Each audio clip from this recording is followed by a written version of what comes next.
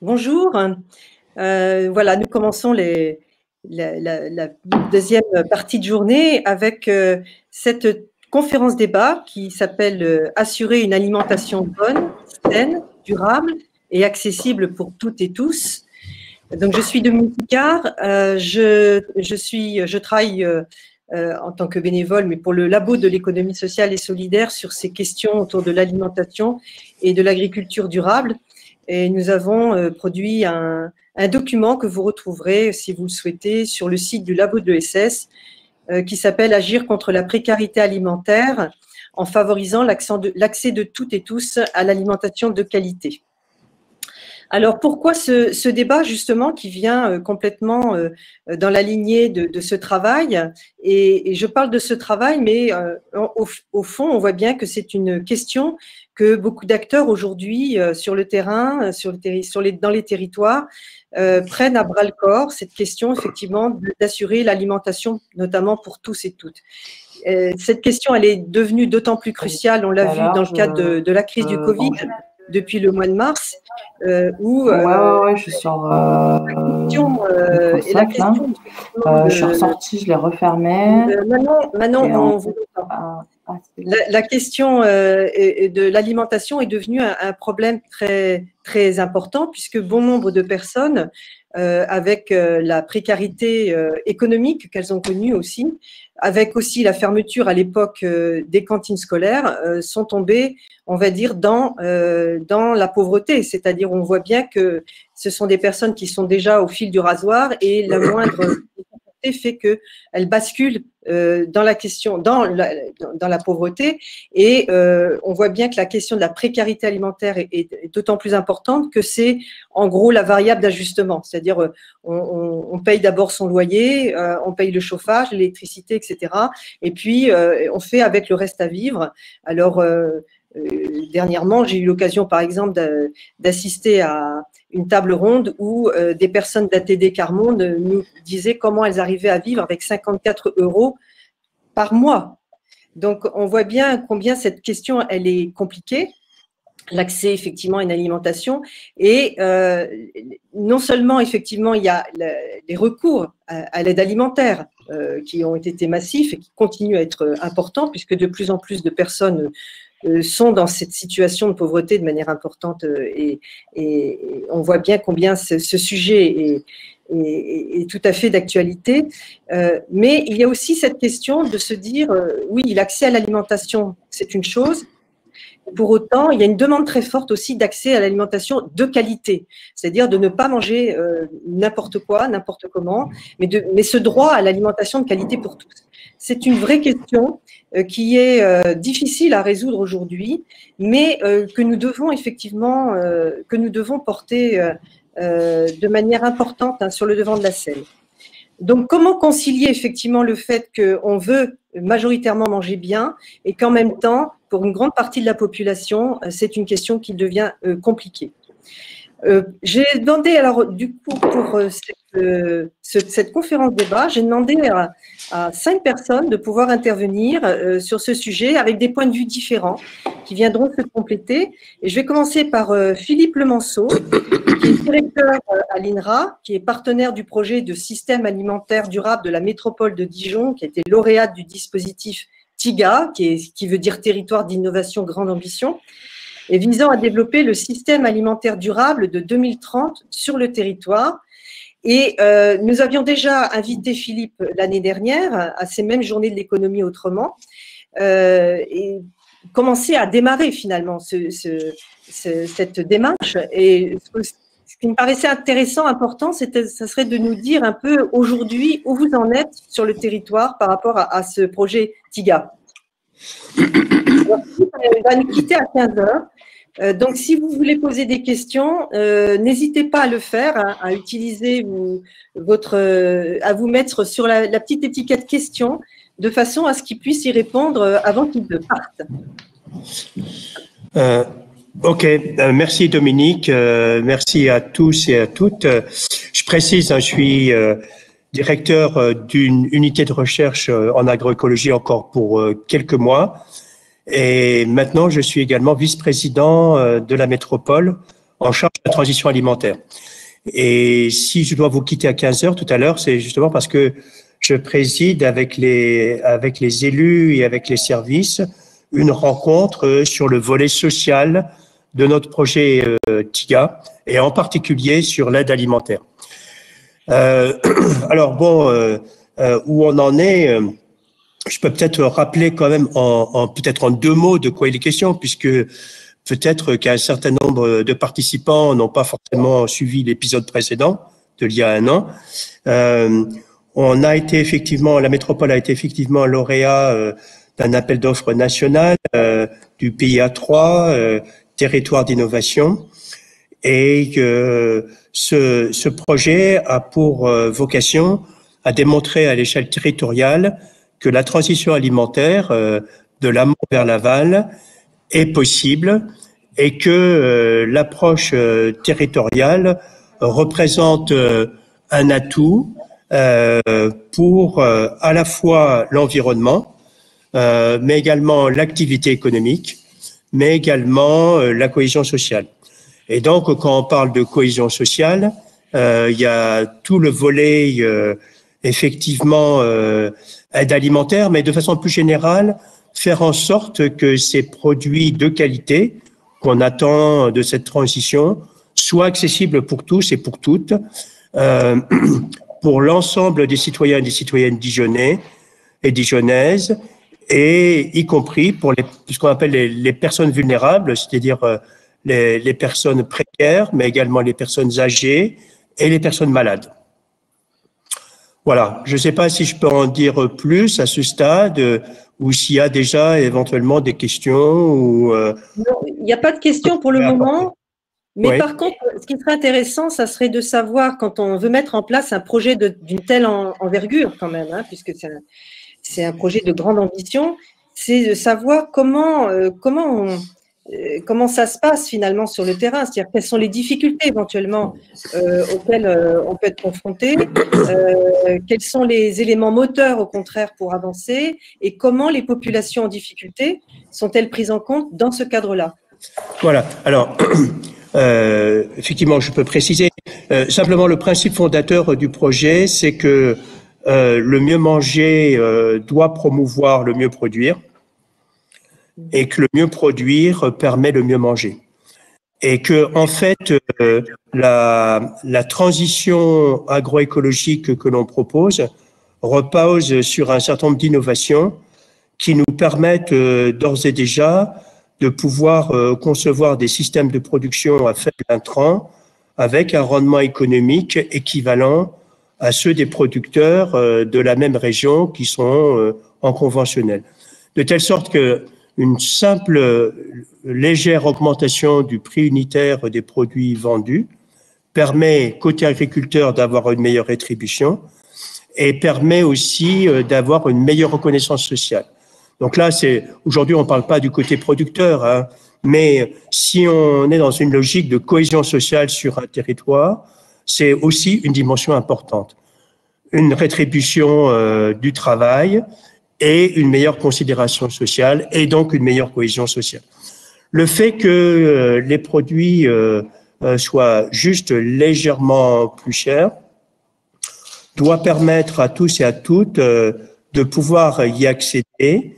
Pour les populations précaires, je reviendrai dans un instant comment, parce que en même temps, le mieux manger, c'est pas que des meilleurs produits. C'est aussi une modification du régime alimentaire. C'est-à-dire, on fait manger peut-être moins, vu l'exercice physique que l'on fait, remplacer des protéines animales par des protéines végétales. Les légumineuses sont au cœur du sujet et ainsi, à budget équivalent, avoir une alimentation de meilleure qualité. Alors, pour les populations précaires, et ça vient l'objet de toute la réflexion qu'on va entreprendre ici, enfin discuter dans un instant. Je vois qu'il y a mon collègue et ami là qui est rentré déjà dans la salle, qui est responsable de la restauration collective de Dijon Métropole. Dijon sert 8000 repas par jour pour les enfants de maternelle et élémentaire. ces repas atteignent d'ores et déjà la loi Egalim. Et si, avec ces produits labellisés sur le principe que je viens d'indiquer précédemment, on augmente ces produits encore au-delà des 50%, ça sera possible justement parce que le prix des produits, de ces produits de qualité, n'est pas trop élevé. Et tu l'indiquais, Dominique, hein, que pendant la première vague de confinement, lorsque les enfants n'avaient pas accès à la cantine, ça représentait des difficultés majeures pour certains parents et pour les enfants. Et à Dijon Métropole, à Dijon, le prix des repas, le prix du repas, c'est 12, un peu plus de 12 euros. Hein, pour les familles les plus défavorisées, il ne leur est demandé, entre guillemets, que 50 centimes par repas. Et les familles qui sont vraiment dans la mouise peuvent même éventuellement ne pas payer le repas. Donc, ça, c'est une dimension importante. Il y en a d'autres. Je pourrais y revenir si tu le souhaites. Voilà. Merci, Philippe, d'autant plus que nous avons d'autres intervenants qui reviendront effectivement sur ces questions, tant avec Laurent sur les questions de la restauration collective que Philippe, effectivement, sur les questions du changement aussi d'alimentation, mais aussi avec nos autres partenaires. Alors, j'ai des questions. Une question qui était sur l'éternel problème des intermédiaires de la distribution entre producteurs locaux bio et consommateurs. Donc, comment cette question elle est abordée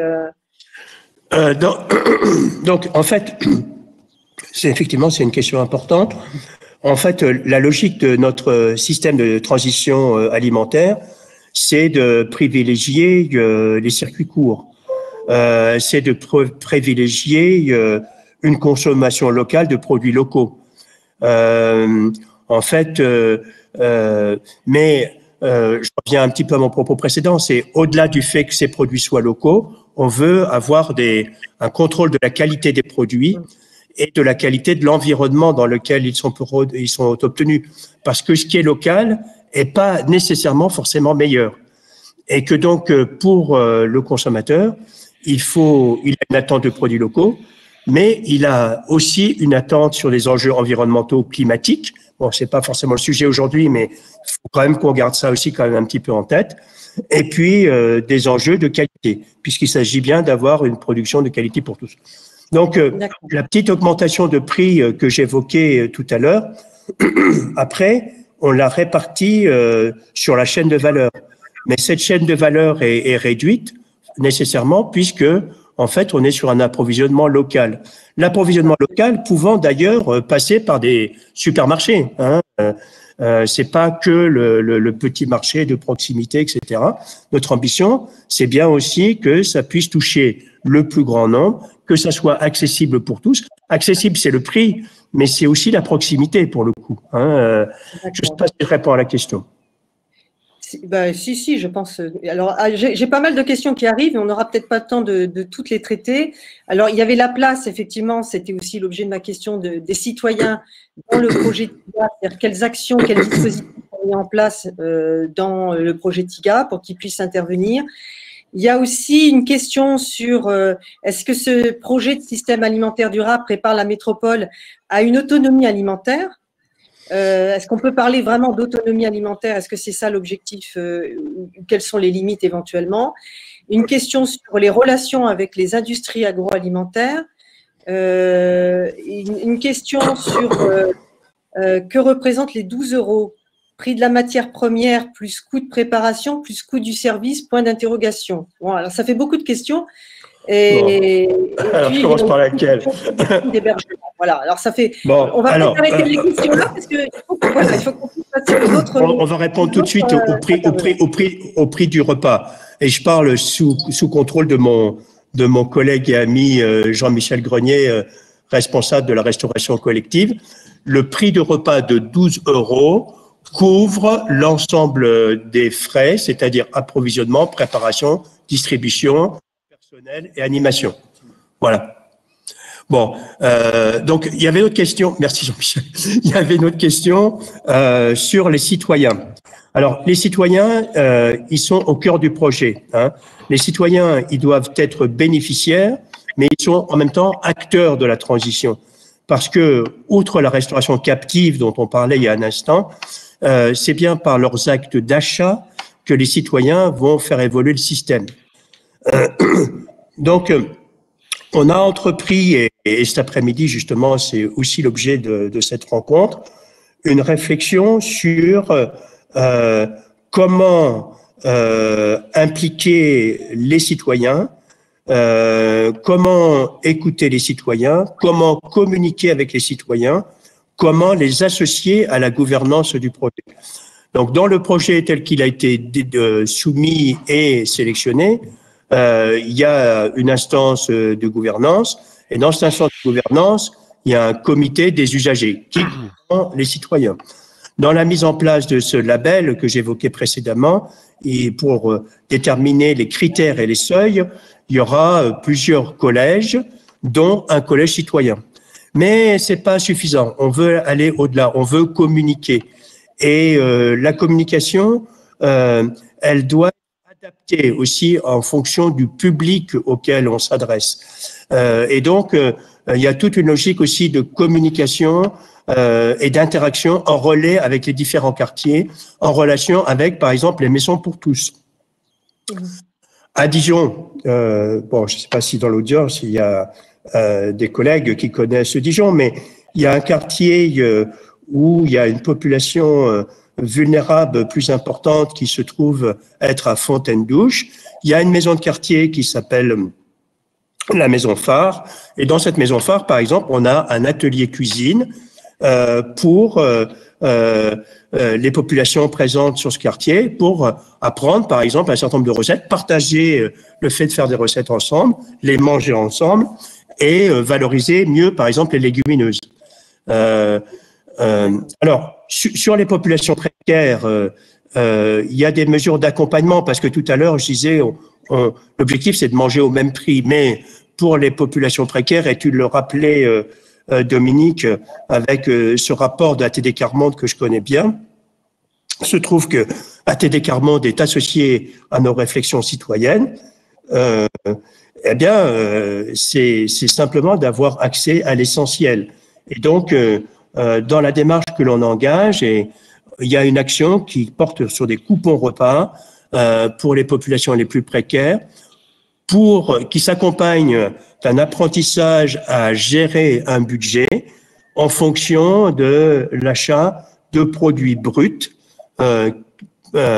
et en les mettant, en les rendant disponibles, en particulier dans les épiceries solidaires, via une réflexion qu'on a avec une légumerie en ce moment, et donc apprentissage des recettes correspondantes ensuite, en particulier dans ce type de maison pour tous. Je ne sais pas qu'est-ce qu'il y avait comme autre question. Il y a d'autres questions, effectivement. Alors, notamment par rapport à est-ce que l'agglo vise l'autonomie alimentaire? Ah non, non, non, non. Donc, depuis le départ, moi, autonomie alimentaire, c'est un terme que je proscris. Il n'est pas. En plus, autonomie, ça a parfois une connotation qui peut être un petit peu de repli sur soi, et donc il n'est pas question de ça. Il est question d'augmenter l'approvisionnement local.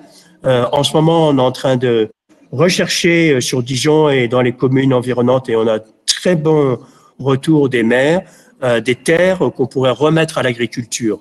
Et ça fait partie du plan d'urbanisation réfléchi au niveau de la métropole.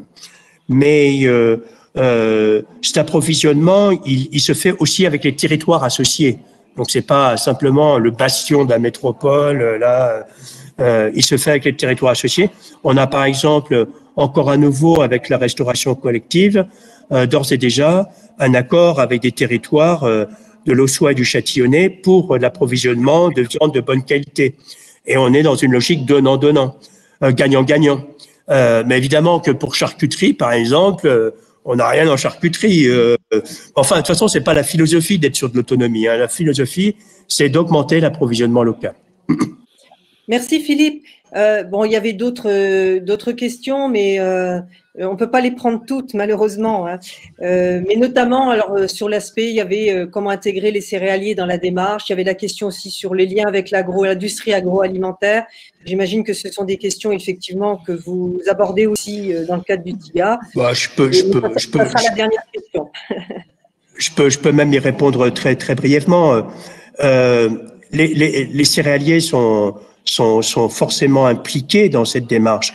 Dans les produits labellisés, il est prévu d'avoir le pain labellisé. Parce que ce qui est labellisé, c'est pas le produit agricole, c'est le produit qui est dans l'assiette. À propos de label, Philippe, est-ce qu'il oui. y aura la promotion du nouveau label de la FNAB bio équitable local? Alors, là, on est donc, je veux dire, on est pour globalement une alimentation de qualité et d'origine locale. Donc, on est en discussion avec des producteurs bio qui peuvent trouver leur intérêt de ces produits de qualité dans notre label pour avoir une origine locale. Donc, ça permet d'avoir un bonus sur l'origine locale. Je pense qu'il y a la place pour les produits bio, mais si on est dans une logique d'alimentation de qualité pour tous, qu'on le veuille ou non, les produits bio, pour l'instant, ont un coût de revient qui est supérieur à ceux des produits que l'on souhaite labelliser.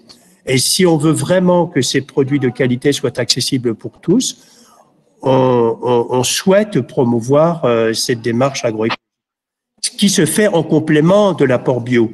L'apport bio, on l'a aussi dans la cuisine centrale. L'apport bio, ça représente un marché, mais pas forcément accessible pour tous. Donc sur l'agro-industrie, parce que là du coup on passe, j'essaie de suivre le cours. Pour l'agro-industrie, donc quand on dit agro-industrie, c'est marrant parce que rien que de dire le terme, on se dit que celui ou celle qui a posé la question a forcément une connotation négative. Mais nous, on n'est pas dans cette logique négative. On est pour faire en sorte aussi que l'économie que l'économie puisse être promue au niveau local. Je fais chute parce qu'il y en a qui sont en train d'arriver derrière. Donc, par exemple, sur la grosse coopérative locale Dijon Céréales, on travaille avec eux.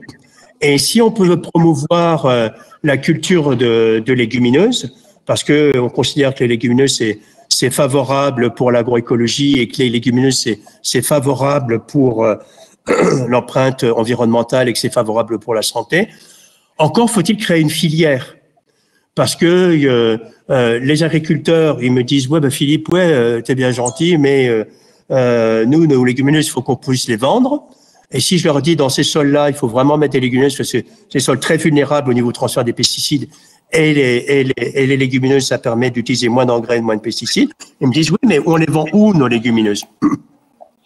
Et donc, dans le projet, on a construit une filière. C'est-à-dire que ces légumineuses, ils vont pouvoir les vendre à des unités de transformation. Dans notre projet, il y a 2 unités de transformation de légumineuses pour des protéines animales d'une part, pour des protéines végétales pour l'alimentation animale d'une part, des protéines végétales pour l'alimentation humaine d'autre part, qui correspondent à des investissements qui sont portés par Dijon Céréales. Et de la même manière, Dijon Céréales va transformer ces légumineuses, mais après, il faut aussi un lieu de consommation.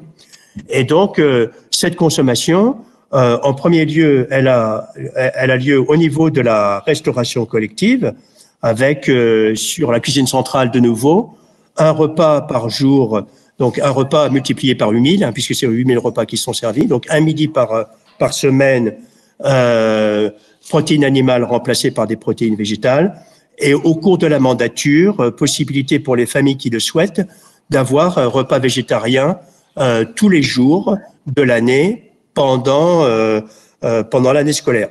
Et cette démarche qui est lancée par la cuisine centrale, ça fait un levier de consommation. Et ça va être étendu avec le CROUS, avec lesquels je suis en contact, et avec le CHU.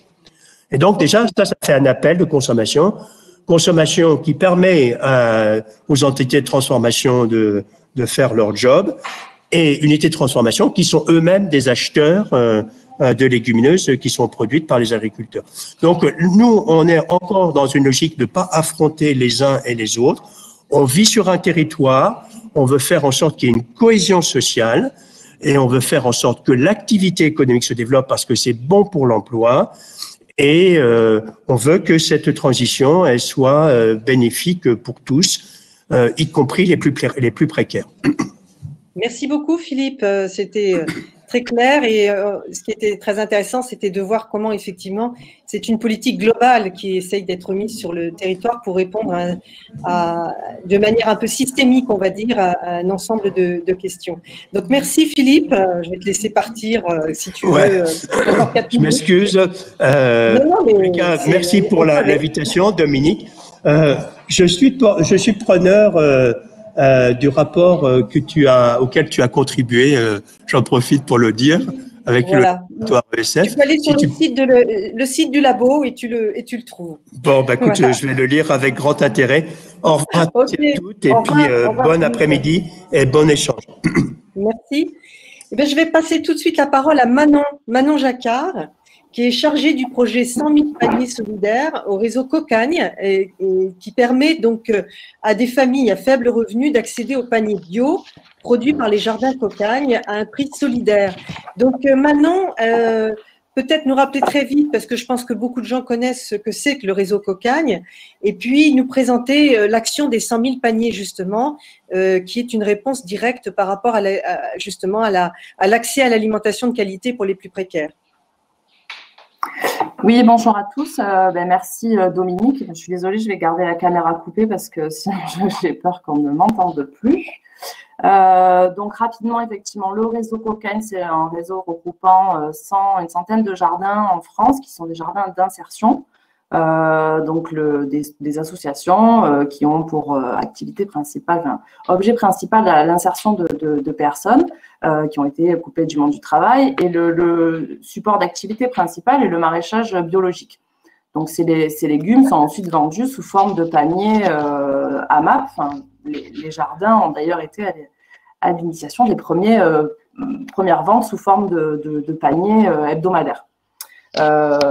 Donc, pour aller plus loin sur la cohérence globale et l'objet d'accessibilité alimentaire que le jardin Cocagne souhaite mettre en place, il a été monté il y a 10 ans un programme qui s'appelait donc 30 000 paniers solidaires. Depuis, on a dépassé l'objectif, donc on est sur un objectif 100 000 paniers solidaires.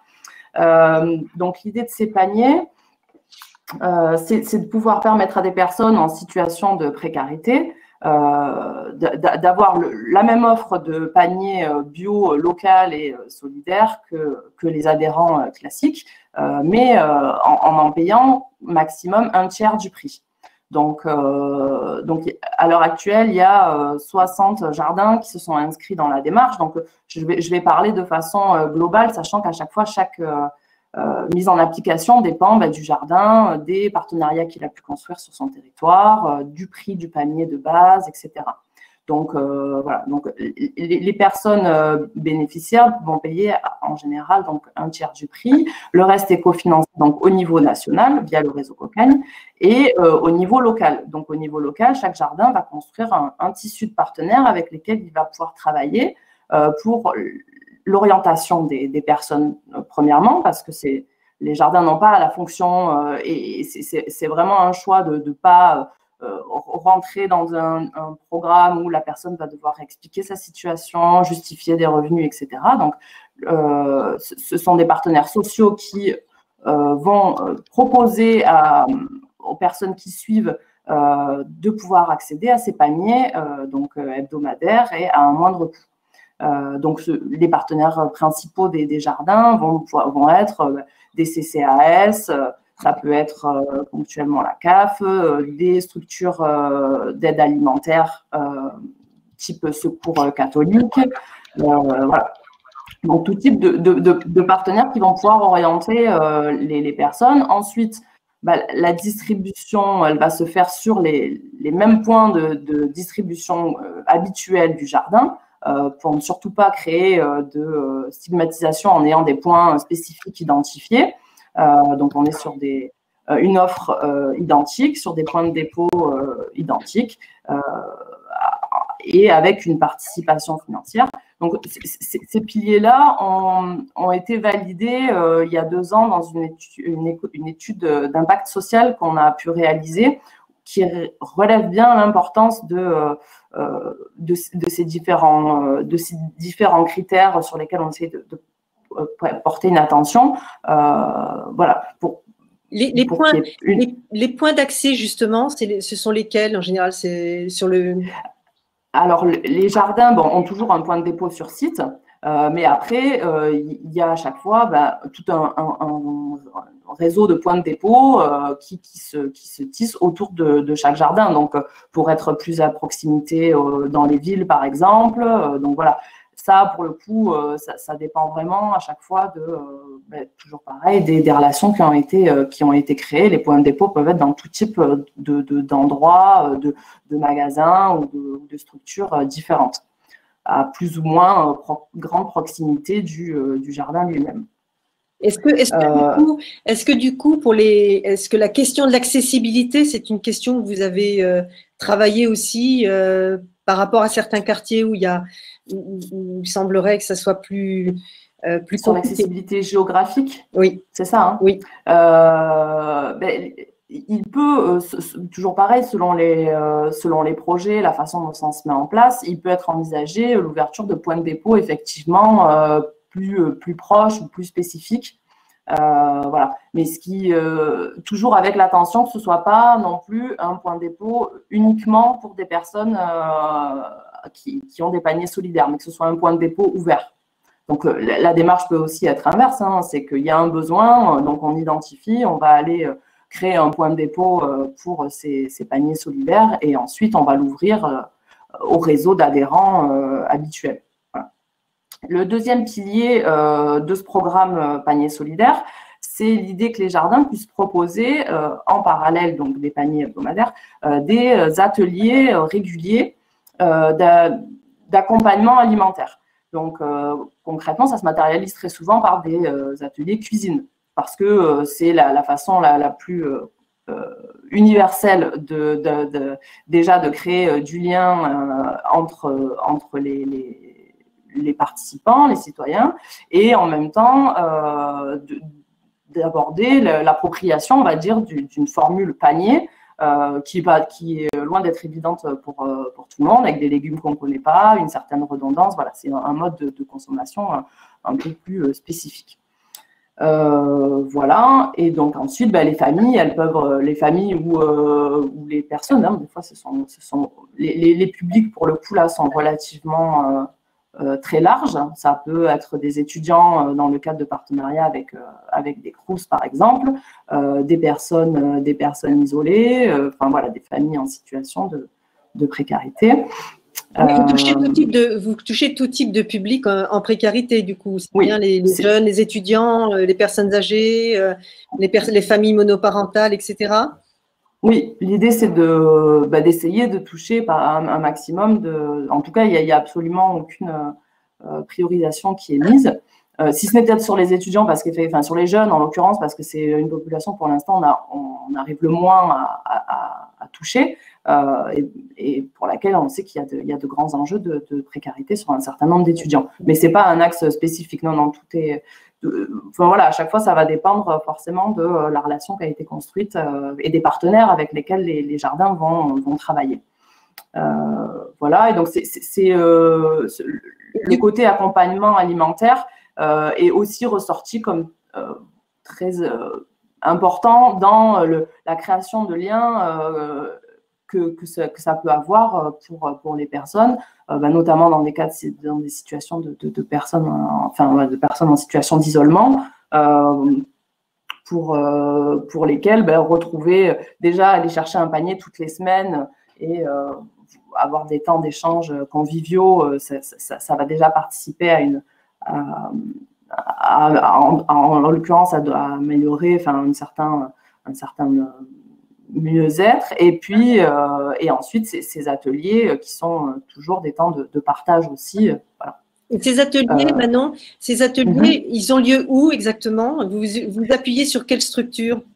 Alors, bon, c'est toujours pareil, très divers, mais on travaille beaucoup et de nombreux jardins le font de plus en plus en interne, c'est-à-dire qu'on a tout un programme de formation sur les cuisines nourricières pour que les jardins soient eux-mêmes formés et puissent proposer des ateliers directement sur site au sein des jardins. Voilà, en facilitant évidemment les déplacements pour des personnes qui auraient des difficultés de mobilité. Mais ça a l'intérêt de venir voir aussi sur site où poussent les légumes, voilà, l'occasion de faire une visite et de générer des temps d'échange et de partage aussi avec les salariés en insertion. Parce que les salariés en insertion peuvent être une partie des personnes bénéficiaires de ces paniers solidaires.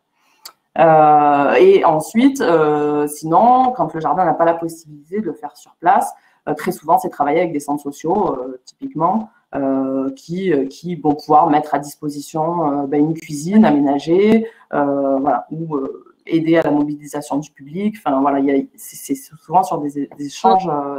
Oui. Centres sociaux, maisons de quartier. Est-ce que les épiceries sociales et solidaires, éventuellement, pourraient proposer ça? Oui, oui, bien sûr, complètement. Et il y a déjà des relations, merci, avec effectivement des épiceries sociales et solidaires. Voilà, au niveau national, on travaille avec un collectif interassociatif, notamment donc avec l'UGES, avec le Secours catholique, VRAC et le CIVAM, pour essayer d'avancer sur ces questions d'accessibilité alimentaire. Et toujours en lien avec une attention particulière à travailler autour la puissance d'agir des personnes, voilà, qu'elles vont pouvoir travailler au travers de cette alimentation, de l'alimentation. Créer des maisons de l'alimentation dans les quartiers, quoi, par exemple. Ouais, ça c'est oui. Alors là, ça fait partie des projets 2021 de pouvoir aller plus loin sur des approches coopératives et interassociatives. Oui, voilà. Ça c'est très, très important. J'ai une question aussi là, qui est posée par Marc Alfandéry. Comment sont financés les paniers solidaires et quelles sont les alliances effectivement avec d'autres agriculteurs pour assurer l'approvisionnement? Parce que là, c'est vrai qu'on dit 100 000 paniers. J'imagine, bon, c'est un objectif, mais on imagine bien que ce ne sont pas que les jardins de Cocagne qui peuvent y répondre. J'imagine que vous jouez des coopérations avec d'autres. C'est 100 000 paniers sur l'année. Hein. D'accord. Et si sur l'année prochaine, on pourrait dépasser l'objectif si on a tous les financements nécessaires. Donc après, les jardins tissent eux-mêmes des liens effectivement localement avec d'autres producteurs pour remplir leur panier, mais que ce soit leur panier adhérent ou les paniers solidaires, c'est pareil. Donc voilà. Là, il s'agit effectivement de partenariats autour de plateformes d'approvisionnement, de groupements entre producteurs. Ça, c'est effectivement un point que font un certain nombre de jardins, mais ça dépend de la taille, ça dépend aussi du territoire, parce qu'il y a des territoires où il y a peu de producteurs autour avec lesquels il est possible de travailler des coopérations. Voilà. Et sur les financements, eh bien, au niveau national, on est soutenu essentiellement par la DGCS, puis d'autres partenaires comme Naturalia, par exemple, Edenred, des fondations. Au niveau local, c'est beaucoup la MSA, puisque notamment pour les salariés en insertion, puisqu'ils sont cotisants agricoles. Et puis, ce que je citais tout à l'heure, les CCAS, la CAF, etc. Enfin, voilà. Ou des structures d'aide alimentaire. Est-ce que des entreprises, par exemple, dans le cadre de leur politique de RSE, est-ce que les entreprises pourraient abonder sur un fonds, par exemple, de solidarité qui serait mis en place dans un département, par exemple? Ce serait des dispositifs totalement envisageables, oui. Je connais quelques jardins, effectivement, qui travaillent avec notre GRDF, par exemple, qui sont financés. Donc, oui, c'est des dispositifs qui sont envisageables. Après, il y a plusieurs modalités. C'est l'articulation aussi entre les financements nationaux d'un côté et les cofinancements locaux de l'autre, qui ont une grande importance aussi en termes d'effet de levier sur ce que ça va générer comme activité pour le jardin, voilà. Et localement comme travail territorial, on va dire, sur cette question de l'alimentation. J'ai une question d'une personne qui me dit si c'est possible de lui redire comment est pris en charge le différentiel entre le prix du panier tout public et le prix du panier solidaire. Mais je crois que vous avez commencé à y répondre. Oui, c'est ce que je viens d'expliquer. Ouais. En fait, c'est vraiment le prix est divisé en 3. Donc, grosso modo, hein, les proportions sont pas toujours sont loin d'être aussi exactes, mais grosso modo, c'est un tiers pour l'adhérent solidaire, un tiers pour le partenaire local. Ce que j'ai oublié de citer aussi, mais ça peut être la politique des contrats de ville, ça peut être potentiellement des PAT, voilà. Et le troisième tiers, c'est au niveau national, via le réseau Cocani. Voilà. Merci beaucoup, Manon. S'il n'y a pas d'autres questions, je vais passer la parole à Sophie. Sophie Hege. Merci. Il y aura peut-être d'autres questions qui arriveront après, hein, dans un deuxième temps. Oui, je reste là. Alors, Sophie, vous êtes chargée de projets alimentaires dignes et durables dans le cadre du projet alimentaire territorial Terre de Lorraine en Meurthe-et-Moselle. Et ce qui est intéressant, c'est que, alors ça fait un peu écho d'ailleurs à ce qu'a commencé aussi à dire Philippe Lemanceau sur la place des usagers, mais vous avez conçu dès le départ, dans le cadre du PAT, une gouvernance participative incluant un grand nombre d'acteurs du système alimentaire local, mais dont les personnes en situation de précarité, notamment les personnes d'ATD Quart-Monde, qui trouvent une place tout à fait singulière. Et donc, ce qui serait intéressant, c'est de savoir comment ça se construit, justement, un dispositif participatif tel que vous l'avez conçu. Oui, alors la démarche sur Terre de Lorraine, c'est une expérimentation qui a été initiée par ATD Quart-Monde et le Pays Terre de Lorraine, donc les élus, à la demande des élus et avec les élus, en 2016. Donc ça a été Terre de Lorraine, pour préciser, c'est un territoire qui est situé au sud-ouest de Nancy, avec 4 communautés de communes, 100 000 habitants, des zones rurales et des zones urbaines. Donc, au début de ce projet, les élus ont souhaité positionner la question de l'accessibilité sociale à une alimentation de qualité dès qu'on a démarré de parler de projet alimentaire territorial. Donc, le projet alimentaire territorial, c'est tout ce qui est sur relocaliser l'alimentation à travers l'agriculture notamment. Et donc, dans ce contexte où il y a historiquement un accent fort sur la justice sociale et les questions de précarité sur Terre de Lorraine, il y a eu cet objectif de permettre aux plus fragiles d'accéder à une alimentation de qualité de manière digne et durable. Et donc, c'est la démarche qui s'appelle la dignité dans les assiettes. Donc, c'est vraiment la vision que si on fait un PAT, il faut que ce soit pour tous. Et les projets sont faits pour garantir aux gens qui sont les plus vulnérables la qualité, la quantité et surtout le choix des produits qu'on mange. Donc, le point de départ, c'est l'étude nationale que ATD Quart-Monde a réalisée entre 2011 et 2015, qui a mis en lumière, donc qui s'appelle « Se nourrir quand on est pauvre », et qui a mis en lumière donc la faible maîtrise de l'alimentation par les personnes qui vivent dans la précarité à cause des budgets restreints, qui réduisent les possibilités de choix, qui obligent à recourir à des produits de basse qualité et la dépendance aux dons alimentaires. Aussi la gêne, voire la honte de ne pas être autonome pour soi-même et pour sa famille, et puis l'isolement, la discrimination, puisque au-delà du rôle simplement nourricier de l'alimentation, il y a un rôle social qui participe avec les repas entre amis, en famille, les fêtes traditionnelles. Donc, comment on est passé à l'action avec le Pays Terre de Lorraine et ATD Quart-Monde?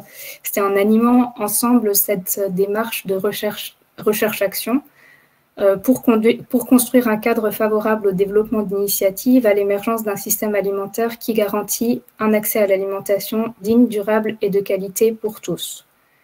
Donc la démarche associe une pluralité d'acteurs du territoire, des agriculteurs, des collectivités, les CCAS, les associations, maisons des solidarités, des citoyens, avec toujours une attention particulière à la place et à la participation des personnes qui connaissent la précarité alimentaire.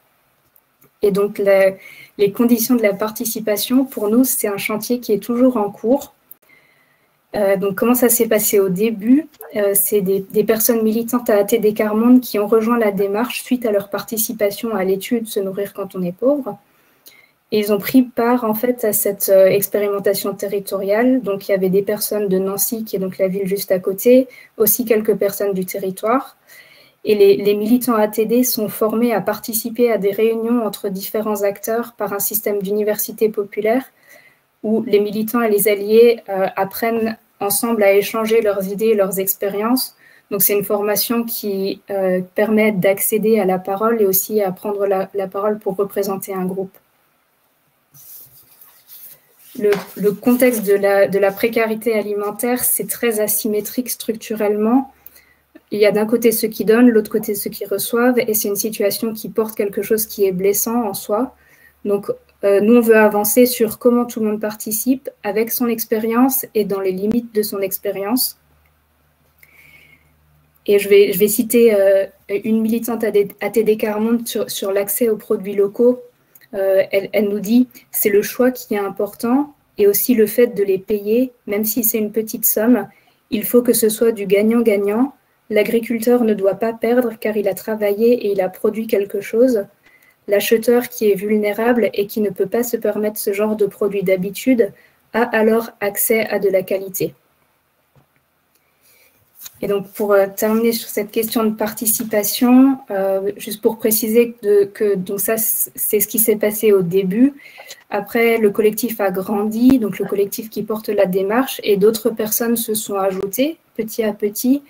Alors, à la fois dans une sorte de cooptation par les personnes déjà présentes qui les ont incités à participer aux actions en cours, et dans l'autre sens, des personnes qui sont entrées par les actions sur le terrain, donc qui ont participé à des actions en lien avec le collectif et qui ont ensuite rejoint le collectif porteur de la démarche.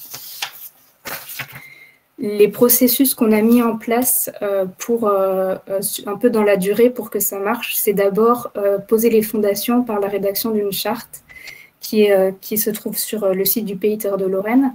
C'est une charte commune pour poser les principes fondamentaux de la démarche. C'est un outil qu'on utilise pour interroger les pratiques, pour sensibiliser aux enjeux et pour repérer et promouvoir des actions alimentaires qui y répondent. Donc, les principes communs, c'est un accès digne.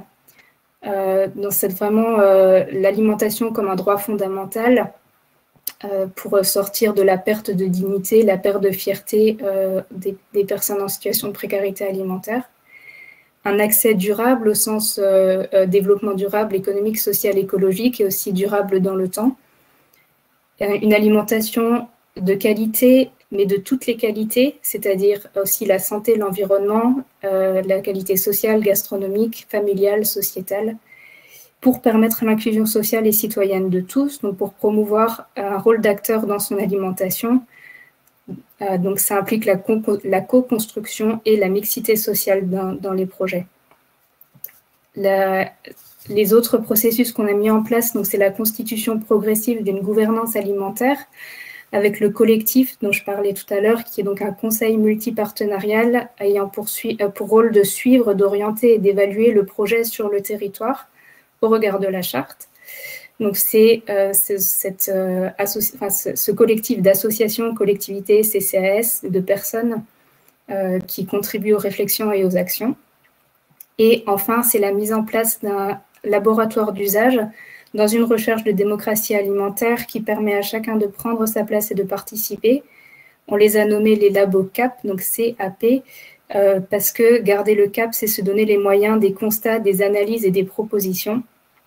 Et donc, c'est la préoccupation essentielle de tous les acteurs de cette démarche, que les plus pauvres ne soient pas oubliés, que la charte qui sous-tend cette action soit respectée et que les objectifs premiers du projet soient toujours maintenus. Pour que tous puissent avoir accès à notre action, nous devons aller chercher les invisibles qui ont des noms et qui peuvent être connus, les personnes les plus éloignées et les plus fragiles. Et donc, les premières actions qu'on a menées dans le cadre du PAT pour cette démarche, donc c'est une association d'achat groupé auprès des producteurs locaux, d'abord conçue comme une expérimentation qui a permis d'acheter 2 tonnes de pommes de terre et de carottes pour une centaine de familles, des mirabelles aussi pour une 50aine de familles. Et donc, pour certaines personnes, c'était la première fois qu'ils avaient accès à acheter des produits frais locaux. Et donc, la construction d'une solution pérenne pour cette idée-là, ça a été de créer une association qui gère un achat groupé une fois par mois.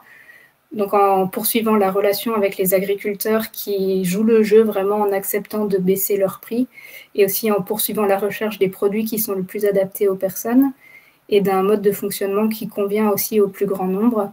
Et dans cette association, tout le monde peut participer à ces achats sans différenciation de tarifs, donc sans stigmatisation.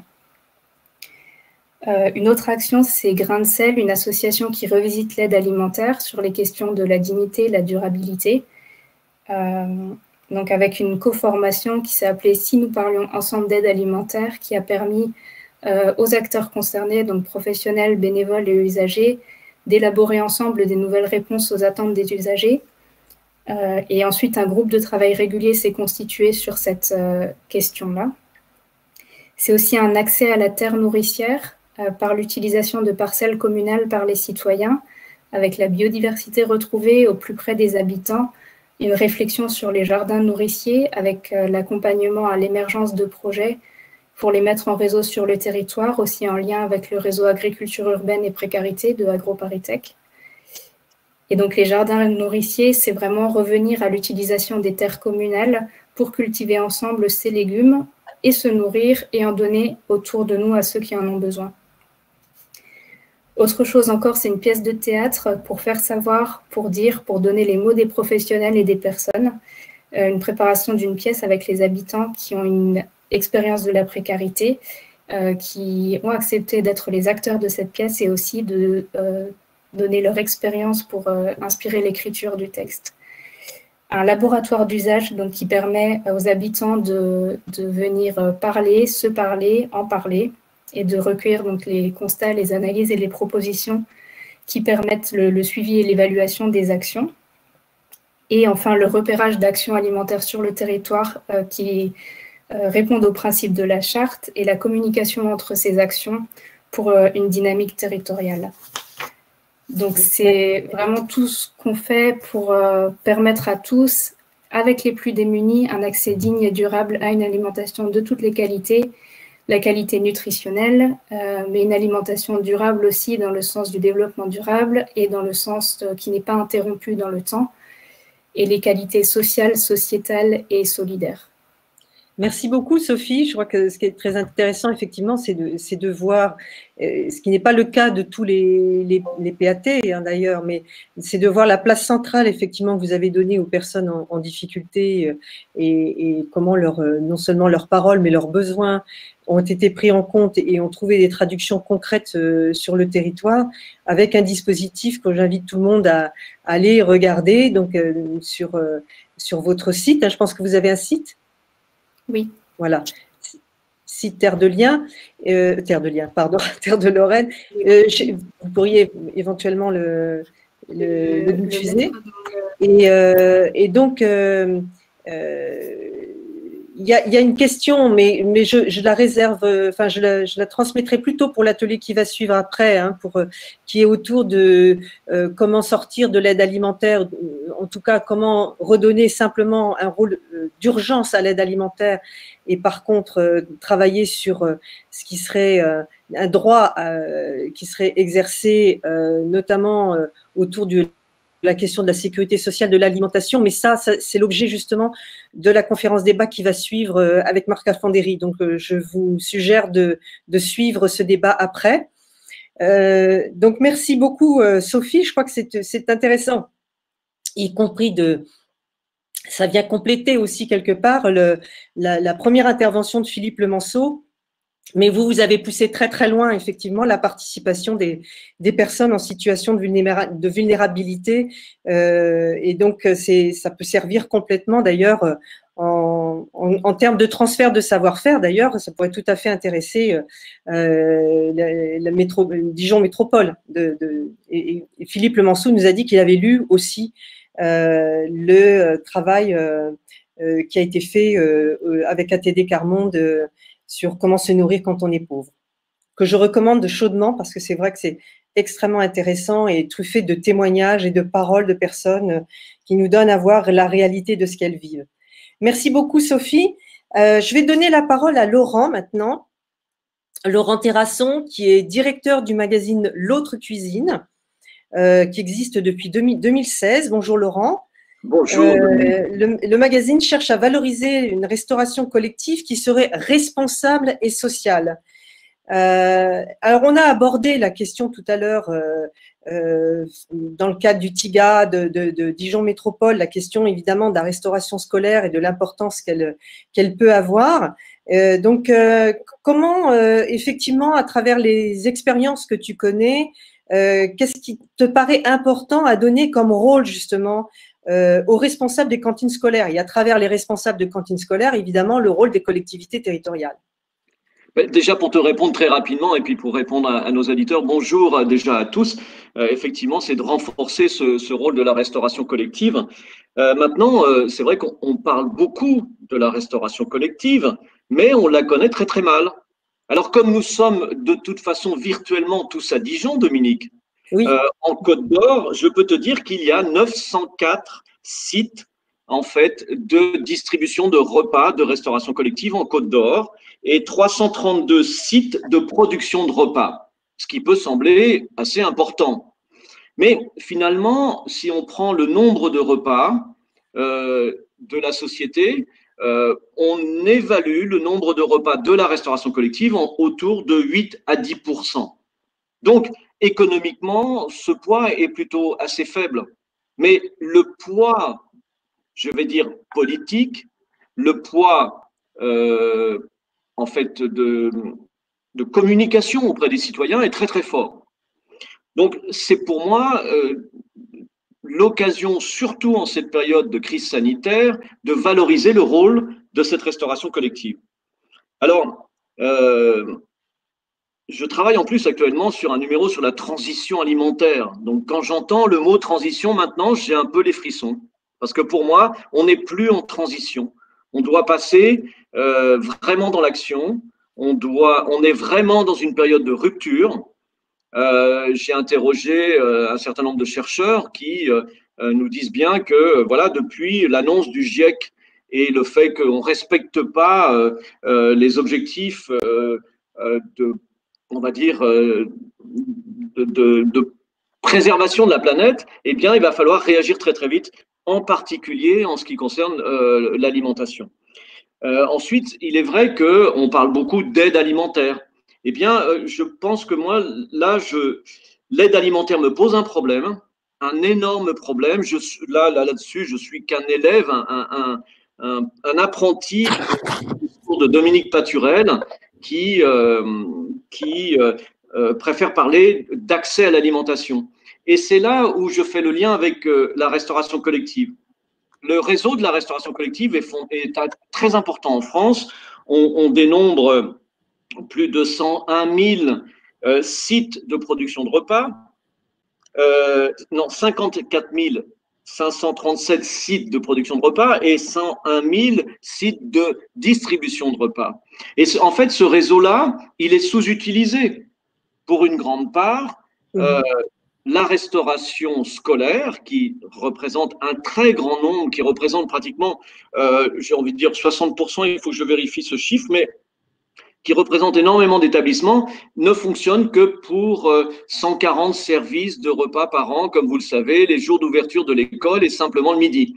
Et là, je me pose la question de dire, mais est-ce que l'on ne pourrait pas ouvrir la restauration collective à d'autres services ?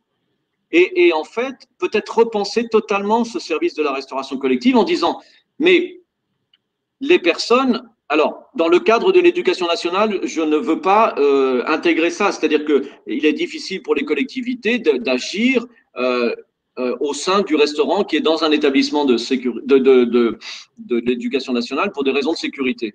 Et donc, mais quand les élus ont sorti la restauration collective et ont une cantine un peu annexe, là, des possibilités se font jour et on peut commencer à servir d'autres populations. Mais servir des repas, déjà d'un point de vue humain, je trouve que l'aide alimentaire, ayant vécu un certain nombre de choses que j'ai trouvées assez douloureuses, l'aide alimentaire, quand j'impose à quelqu'un telle boîte de conserve, tel produit, je trouve que c'est tout à fait avilissant et pas très très bon pour l'humanité. Et je préfère préserver et proposer le choix à des populations qui n'ont pas forcément les moyens. Et peut-être que la restauration collective pourrait proposer un repas, effectivement le menu qu'ils servent, mais peut-être plus encore, puisqu'ils ont des liens, on le voit, comme à Dijon, avec des producteurs locaux. Donc ils pourraient peut-être proposer aussi l'achat de produits locaux en brut pour les personnes qui préfèrent cuisiner, voire peut-être livrer des repas à des personnes, je pense en particulier aux seniors, qui sont finalement chez eux. Donc en fait, ce service est peut-être à réinventer. Mais comme je vous le disais, il y a toutes les infrastructures, il y a tout pour faire quelque chose de la restauration collective. Et en plus, ce que vous disiez, Dominique, c'est là où c'est intéressant, ça va valoriser le rôle des chefs, des responsables de restauration collective dans leur engagement social. Et je pense en particulier à Jean-Michel Grenier, effectivement, à Dijon. Et je sais que depuis très longtemps, Dijon est très engagé. Bon, j'ai suivi le fonctionnement de cette cuisine centrale qui fait quand même un super boulot. Donc en fait là, c'est peut-être aller plus loin, ouvrir ce service et le valoriser. Je pense surtout qu'en fait mon inquiétude aussi aujourd'hui par rapport à cette crise, c'est le poids de la grande distribution qui ne fait que s'accroître. Et la grande distribution contrôle plus de 80% de notre distribution alimentaire et donc profite de cette aide alimentaire que on ne sait pas évaluer économiquement, qui nous coûte sûrement très cher.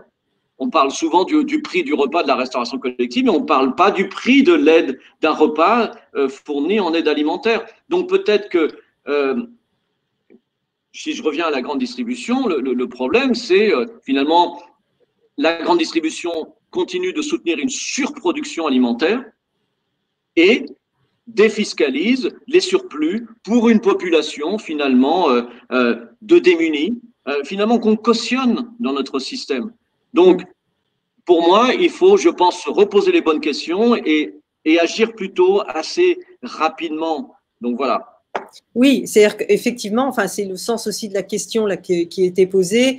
C'est-à-dire, au fond, comment garantir à chacun un repas décent pour tous. C'est-à-dire comment, au-delà des cantines scolaires, de fait, où il y a eu pas mal de mobilisation, où on voit bien le rôle très important pour assurer aux enfants au moins un repas équilibré par jour.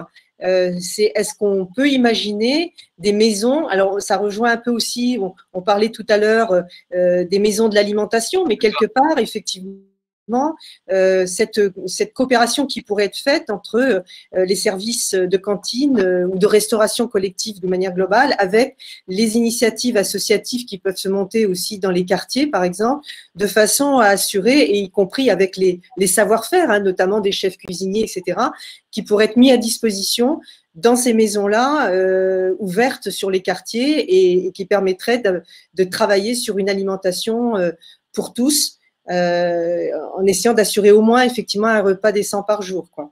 C'est ça, c'est ça. Et en fait, c'est vrai que hier j'étais, je sais plus, avec un département et en fait il disait, c'est vrai que les départements, ben, c'était Alpes-Maritimes, les départements, c'est 40% d'aide sociale et en une grande partie en alimentation aujourd'hui. Mais peut-être qu'il faut il faut que ces collectivités comme actuellement la réflexion du département du 93. Alors le problème c'est qu'on a aussi à chaque fois les élections, donc qui freinent un peu les projets, mais les départements, les collectivités doivent s'emparer des infrastructures qu'elles financent et prendre conscience qu'elles financent déjà ces infrastructures. parce que souvent ce n'est pas le cas. Alors il est vrai qu'à Dijon, je pense que ça fait longtemps qu'ils travaillent sur ces questions alimentaires et qu'ils l'ont évalué. Mais il faudrait, je pense, aller un tout petit peu plus loin et sincèrement, il faut profiter de cette crise-là. Cette crise, elle est je l'espère, bénéfique. Et c'est vrai que l'autre sujet que j'aborde dans cette transition alimentaire, c'est en fait, ce que j'ai découvert, c'est que le monde agricole, en fait, la gouvernance agricole qui se rapproche des collectivités a très peu, enfin se saisit très très peu de cette question de l'alimentation. Le monde agricole en France, on va dire que parle plutôt sur ces questions de production, c'est des chefs d'entreprise agricoles et d'exportation. J'ai l'exemple très récemment, j'étais en Saône-et-Loire où on parlait des projets alimentaires territoriaux, on parlait de l'approvisionnement locaux. Eh bien, le président de la Chambre d'agriculture nous parle de ces exportations. Oui, oui.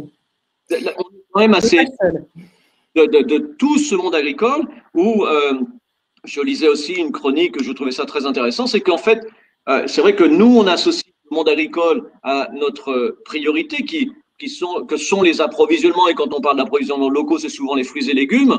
Eh bien, déjà, les territoires ne sont pas égaux, mais les fruits et légumes, c'est le maraîchage. Et le maraîchage, c'est vraiment une sous-agriculture. Et là, je reprends des mots d'agriculteurs. Oui. Merci Laurent. Je suis obligée de te couper parce que je voudrais donner la parole à Philippe qui va être notre dernier intervenant parce que l'heure tourne vite. C'est très très riche et c'est vrai qu'on aimerait avoir plus de temps pour pouvoir débattre davantage et de tout ce qui a été dit. Donc Philippe Pointereau, donc qui est un expert des impacts environnementaux de l'agriculture justement, qui est directeur adjoint de Solagro. Qui est une entreprise associative spécialisée dans l'ingénierie, le conseil, la formation dans les domaines agricoles, de l'environnement et de l'énergie, et qui a pour rôle d'accélérer les transitions énergétiques, agroécologiques et alimentaires. Ça fait beaucoup à dire en peu de temps, et sur ceux qui ne connaîtraient pas, j'invite évidemment tout le monde à aller voir la publication du scénario After 2050, que Solagro remet d'ailleurs d'actualité régulièrement, enfin à jour régulièrement. Et là, c'est très intéressant parce que là, il y a vraiment l'illustration de ce qui pourrait être une autre agriculture et des impacts différents si on faisait autrement. Philippe, avec le réseau Action Climat, il a été publié en 2019 un cahier de recommandations qui est intitulé « Une alimentation bonne pour la santé de tous », permettant à la France d'atteindre ses objectifs climat. Et ce que je trouve très intéressant et très important, et ça a été tout le long de ce qu'on a dit là pendant cette heure, c'est ce lien effectivement entre alimentation et environnement. Et ne pas dissocier cette question, ces deux questions qui sont tout à fait fondamentales, avec du coup comment effectivement l'alimentation, la façon dont on s'alimente, elle a une répercussion sur la question du climat. Est-ce que tu peux nous en dire un petit peu plus par rapport au constat que vous avez fait et vers quoi on devrait se diriger? Oui, bonjour à tous. Merci pour cette invitation. C'est vrai que déjà beaucoup de choses ont été dites, donc je ne vais pas redire ce qui a été dit, mais je retiendrai la phrase qu'a dit Philippe Lemanceau qui était mieux manger pour mieux produire, quoi. C'est-à-dire que nous, à Solagro, on est vraiment passé du système agricole au système alimentaire et on a vraiment compris depuis une dizaine d'années que l'alimentation était vraiment un levier très important pour la transition. Juste un petit ordre de grandeur, quoi. On a calculé, là, puisqu'on a pu participer à un programme de recherche qui s'appelle Bionutrinet avec l'INRA et l'INSERM, donc piloté par l'unité RN d'Emmanuel Casguillot. Donc on a comparé des régimes alimentaires bio et conventionnels. Et déjà, ce qu'on a pu montrer, c'est que la production de gaz à effet de serre pour produire notre alimentation aujourd'hui, ça représente 1,9 tonnes d'équivalent CO2 par an. C'est exactement notre quota de CO2 en 2050 si on veut atteindre les objectifs de l'accord de Paris. Donc aujourd'hui, rien que pour produire dans l'alimentation, on a déjà épuisé notre quota de CO2 qu'on devrait avoir en 2050 et qu'on devrait atteindre le plus rapidement possible. Donc, ça vous donne une idée de la transition qu'on va devoir faire, quoi. Et donc, une autre conclusion importante, alors déjà, dans ce qu'on a vu aussi dans cette alimentation, c'est 90% des surfaces pour nous nourrir correspondaient à des productions animales, hein, produits laitiers et viande.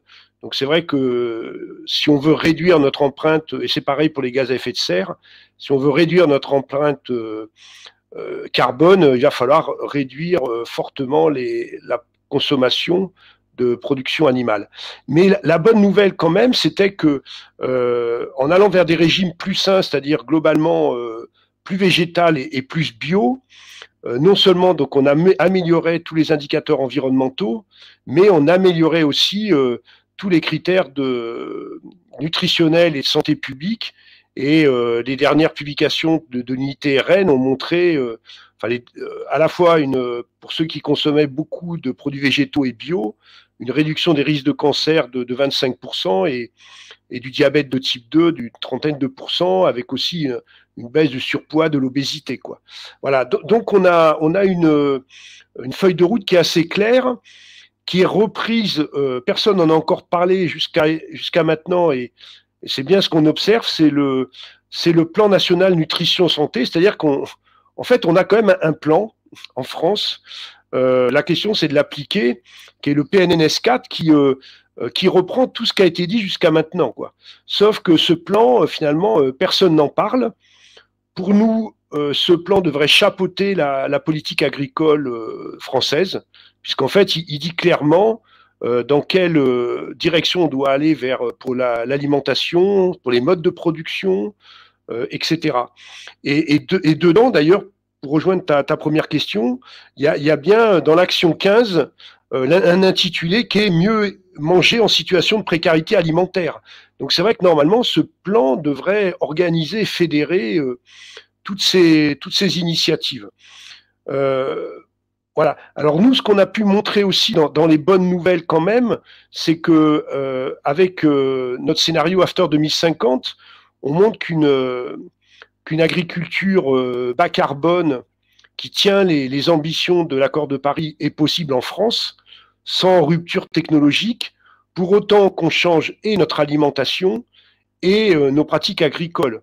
Donc notre alimentation, ça veut dire réduire globalement nos protéines animales, par exemple pour la viande bovine de plus de 40%, pour les produits laitiers de 35%, et ce qu'a dit Philippe Lemanceau, puisqu'ils sont spécialistes à l'INRA de Dijon des légumineuses, il va falloir multiplier par 4 notre consommation de légumineuses. Voilà.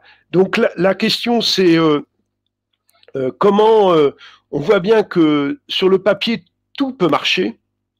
On est quand même un pays riche au niveau alimentaire, on est exportateur net, même si on importe plus de 30% de notre alimentation, on en exporte beaucoup.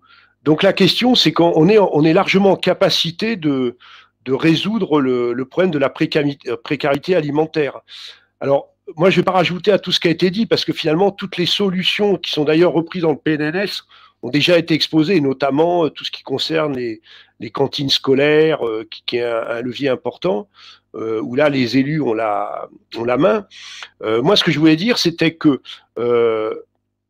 le coût en termes de santé publique d'une mauvaise alimentation représente à peu près 4 à 5 milliards d'euros par an. C'est la croissance des affections longue durée payées entièrement par l'assurance maladie, que sont les cancers, le diabète de type 2 et les maladies cardiovasculaires. Donc une grande partie est liée à notre alimentation. Et on voit aussi que en termes de dégradation d'environnement, notamment de la qualité de l'eau par les pesticides, là aussi on a des coûts qui se chiffrent à plusieurs milliards d'euros pour maintenir une eau de qualité. Donc c'est vrai qu'on a des leviers économiques supplémentaires pour finalement, et je ne parle pas du budget de la PAC qui représente à peu près 10 milliards d'euros, et c'est vrai que si on orientait tous ces budgets-là en soutenant une alimentation de qualité, je pense qu'on arriverait à résoudre plus facilement ce problème de surcoût qu'on a bien noté dans le programme BioNutrinet.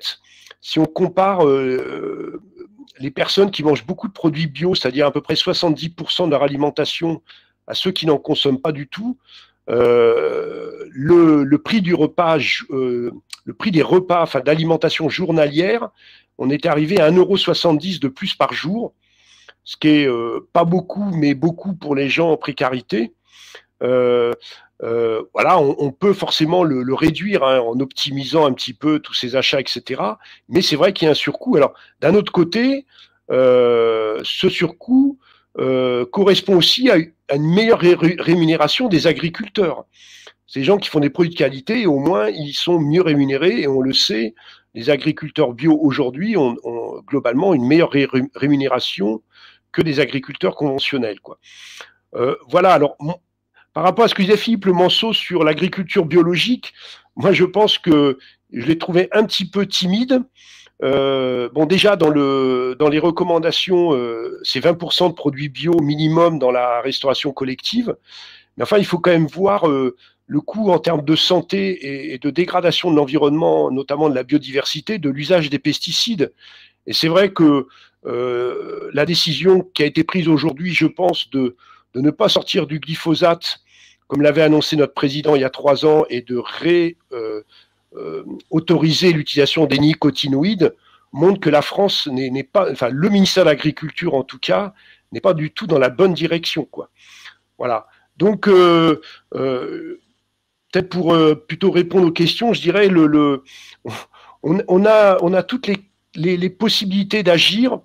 Et puis avec cette idée aussi des plans alimentaires territorialisés, qui était une très bonne initiative de notre ministre de l'Agriculture, Le Foll, on a les moyens, on a le cadre, il y a l'urgence. La question, c'est comment on peut aller encore plus vite. Donc peut-être que je pense que les collectivités où on voit qu'on a aujourd'hui des élus prêts à accélérer cette transition, je pense que déjà via la restauration collective, je pense qu'on va pouvoir accélérer les choses. Merci beaucoup Philippe. Ben, nous sommes bien dans les clous, il est 15h46, donc on va rendre l'antenne, non pas tout à fait, mais je vous invite à aller maintenant vous brancher sur la deuxième table ronde là, qui suit sur justement l'accès économique, je dirais, à l'alimentation de qualité. Je remercie vraiment tous les intervenants. Ça a été très complémentaire et je pense que nous avons une vision assez intéressante, assez globale des différentes possibilités. Alors, on a fait qu'effleurer un certain nombre de choses, bien entendu. Il y a énormément d'actions qui se passent un peu partout. Mais cette question, effectivement, d'essayer de lier tous les éléments, c'est-à-dire en matière d'accès à l'alimentation, mais en matière de santé, en matière d'environnement, ça nous donne les indications sur lesquelles, effectivement, il faut qu'on puisse agir. Et puis, là, maintenant, de se dire aussi peut-être, et c'est peut-être une possibilité pour répondre à cette question du surcoût, enfin, qui n'est pas un surcoût, qui est le vrai coût par rapport à une alimentation de qualité, ben, c'est comment permettre aux gens peut-être d'avoir des revenus aussi plus importants. Merci à tous et bonne continuité pour tous ceux qui vont aller sur les autres tables rondes. Au revoir. Merci.